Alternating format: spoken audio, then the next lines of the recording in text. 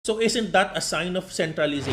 Doon tayo sa chismis natin. So okay, well not the chismis but this is a fact. This is a fact, no? May mga nagsasabi na si Ethereum daw, 20% na lang ng kanyang overall supply ay nasa exchange, sa centralized exchange. So ang tanong, nasaan na yung iba? Ba? Hinohodel. Ba't hinohodel? I don't think it's only because of the S1 approval. I believe na ito po ay driven by the unreasonable increase of risk-taking. Ito yung kina-call out ko, no, Kamiranda. Almost $20 billion na po ang naka-risk-take. Ano ba ang risk-taking? Ito yan, Kamiranda. Explain ko na mabuti sa inyo. Ano ba ang risk-taking? So, tatlo po. Okay, unang-una, ito yung Ethereum mo. Si Ethereum mo, in-stake mo siya sa isang exchange. So, ito na siya. Naging ganyan na itsura niya ni Ethereum. Tapos, yung naka-stake na Ethereum ay i-re-stake mo pa sa isa pang exchange. In this case, EigenLayer.